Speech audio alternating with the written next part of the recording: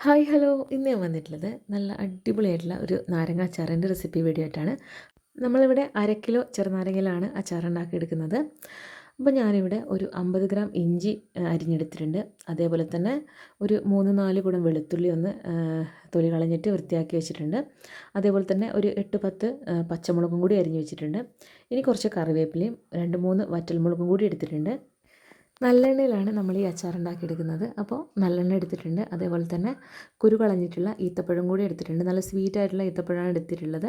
അതേപോലെ കുറച്ച് കായപ്പൊടിയും, ബാക്കിയുള്ള പൊടികളൊക്കെ നമുക്ക് അച്ചാർ ഉണ്ടാക്കുമ്പോൾ അതിൽ ഇട്ട് കൊടുക്കാം. അപ്പോൾ ഞാനിവിടെ ഒരു നല്ല ഉരുളി വെച്ചിട്ടുണ്ട്. ഗ്യാസ് സ്റ്റോപ്പിലാണ് കുക്ക് ചെയ്യുന്നത്.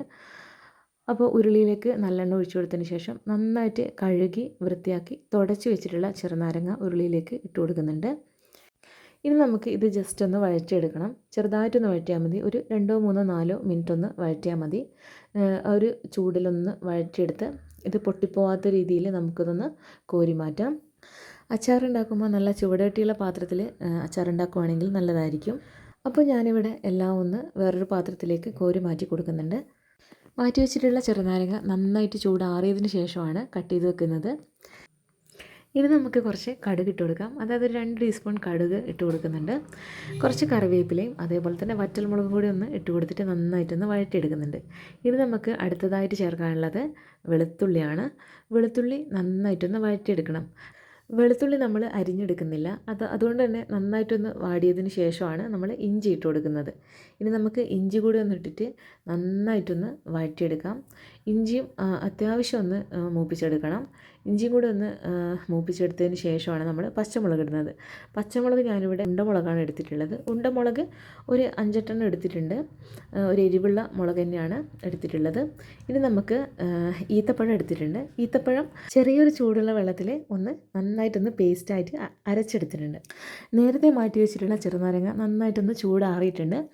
ഇനി ഇത് നമുക്ക് ഒരു 3-4 പീസായിട്ടോ അല്ലെങ്കിൽ 5-6 പീസായിട്ടോ ഒന്ന് കട്ട് ചെയ്തെടുക്കാം. ഞാനിവിടെ ഒരു 3-4 പീസായിട്ടൊന്ന് കട്ട് ചെയ്തെടുത്തിട്ടുണ്ട്. ഇനി നമുക്ക് നമ്മൾ നേരത്തെ ഇഞ്ചി പച്ചമുളകൊക്കെ ഒന്ന് വഴറ്റിയെടുത്തിട്ടുണ്ടായിരുന്നു. ഇനി അതിലേക്ക് പൊടികളൊക്കെ ഒന്ന് ആഡ് ചെയ്യാം. പച്ചമുളകിന് അത്യാവശ്യം എരിവുള്ളത് കൊണ്ട് തന്നെ നമ്മൾ അധികം മുളക് പൊടി ഉപയോഗിക്കുന്നില്ല. ഒരു 4 സ്പൂൺ മുളക് പൊടി മാത്രമേ ഉപയോഗിക്കുന്നുള്ളൂ. അതേപോലെ തന്നെ 1/4 ടീസ്പൂൺ മഞ്ഞൾപ്പൊടിയും കൂടി ആഡ് ചെയ്യുന്നുണ്ട്.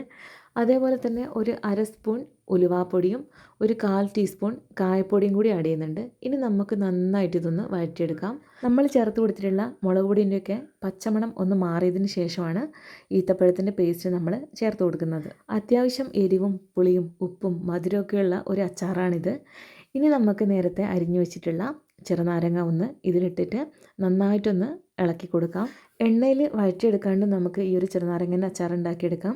ആവിയിൽ വേവിച്ചിട്ടോ അല്ലെങ്കിൽ ചൂടുവെള്ളത്തിലിട്ടിട്ട് ജസ്റ്റ് ഒന്ന് എടുത്തതിന് ശേഷം നമുക്ക് ഈ ചെറുനാരങ്ങൻ്റെ അച്ചാർ ഉണ്ടാക്കാവുന്നതാണ്. ഇനി നമുക്ക് ഒരു 1/4 കപ്പ് വിനാഗിരിയും കൂടെ ഞാൻ ചെറുനാരങ്ങയിലേക്ക് ഒഴിച്ചു കൊടുക്കുന്നുണ്ട്. ചെറുനാരങ്ങൻ്റെ അച്ചാറായതുകൊണ്ട് തന്നെ നമുക്ക് അധികം വിനെഗറിൻ്റെ ആവശ്യമില്ല. അപ്പോൾ ഞാനിവിടെ ഒരു ചെറു ചൂടുവെള്ളം കൂടെ, അതായത് അച്ചാറിനൊരു ലൂസായിട്ടുള്ളൊരു കൺസിസ്റ്റൻസി വേണ്ടതുകൊണ്ട് കുറച്ച് ചൂടുവെള്ളം, അതായത് വിനാഗിരി ഒരു 1/4 കപ്പ് എടുത്തിട്ടുണ്ട്. അതേപോലെ തന്നെ ചൂടുവെള്ളം 1/4 കപ്പ് എടുത്തിട്ട് ഇതിലേക്കൊന്ന് ഒഴിച്ചു കൊടുത്തിട്ടുണ്ട്. ഇനി നന്നായിട്ടൊന്ന് ഇളക്കിയെടുക്കുന്നുണ്ട്. നമ്മൾ അച്ചാർ ഉണ്ടാക്കി തുടങ്ങിയതിന് ശേഷം ഇതുവരെ ഉപ്പിട്ടിട്ടില്ല. ഈ ഒരു സമയത്താണ് നമ്മൾ ഉപ്പിടുന്നത്. അപ്പോൾ ഈ അച്ചാറിന് ആവശ്യമായിട്ടുള്ള ഉപ്പിട്ട് കൊടുത്തതിന് ശേഷം നന്നായിട്ടൊന്ന് ഇളക്കി യോജിപ്പിച്ച് ഒന്നും കൂടി ഒന്ന് തിളപ്പിച്ചെടുക്കാം. അപ്പോൾ ഈ ഒരു അച്ചാറിൻ്റെ ഉപ്പും കയ്പ്പും പുളിയൊക്കെ ഒന്ന് ബാലൻസ് ചെയ്യാൻ വേണ്ടിയിട്ട് ഒരു 2 ടീസ്പൂൺ പഞ്ചസാര ഒന്ന് ആഡ് ചെയ്യുന്നുണ്ട്. ഈ ഒരു തിള വരുന്ന സമയത്താണ് പഞ്ചസാര ആഡ് ചെയ്യുന്നത്. ഇത് ആഡ് ചെയ്തതിന് ശേഷം നന്നായിട്ടൊന്ന് തിളച്ച് നമുക്ക് ജസ്റ്റ് ഒന്ന് കുറുക്കിയതിന് ശേഷം നമുക്ക് തീ ഓഫ് ചെയ്യാം. അപ്പോൾ നമ്മുടെ ടേസ്റ്റി ആയിട്ടുള്ള നാരങ്ങ അച്ചാർ ഇവിടെ റെഡി ആയിട്ടുണ്ട്. ഉണ്ടാക്കിയ പാടെ ചെറിയൊരു കയ്പ്പുണ്ടാവുമെങ്കിലും പിന്നീട് 2 ദിവസം കഴിയുമ്പോൾ നല്ല ടേസ്റ്റി ആയിരിക്കും. ഫ്രിഡ്ജിലൊന്നും വെക്കണ്ട, പുറത്തുതന്നെ വെച്ചിട്ട് നമുക്കിത് ചോറിൻ്റെ കൂടെയൊക്കെ കഴിക്കാം. പിന്നെ ബിരിയാണീൻ്റെ കൂടെയൊക്കെ നല്ല ടേസ്റ്റി ആയിരിക്കും. വീഡിയോസൊക്കെ ഇഷ്ടമാകുന്നുണ്ടെങ്കിൽ സപ്പോർട്ട് ചെയ്യാൻ മറക്കരുത്. സബ്സ്ക്രൈബ് ചെയ്യാണ്ട് ആരെങ്കിലും കാണുന്നുണ്ടെങ്കിൽ ഒന്ന് സബ്സ്ക്രൈബ് ചെയ്യണേ. അതേപോലെ ലൈക്ക് ചെയ്ത് സപ്പോർട്ട് ചെയ്യണേ. അപ്പോൾ നമ്മൾ ഉണ്ടാക്കിയിട്ടുള്ള നാരങ്ങ അച്ചാർ നന്നായിട്ടൊന്ന് ചൂടാറി തണുത്തതിന് ശേഷം ഒരു കുപ്പിയിലോ അല്ലെങ്കിൽ ഭരണിയിലോ സൂക്ഷിക്കാം. അടുത്ത അടിപൊളി വീഡിയോ ആയിട്ട് നമുക്ക് വീണ്ടും കാണാം. Thanks for watching.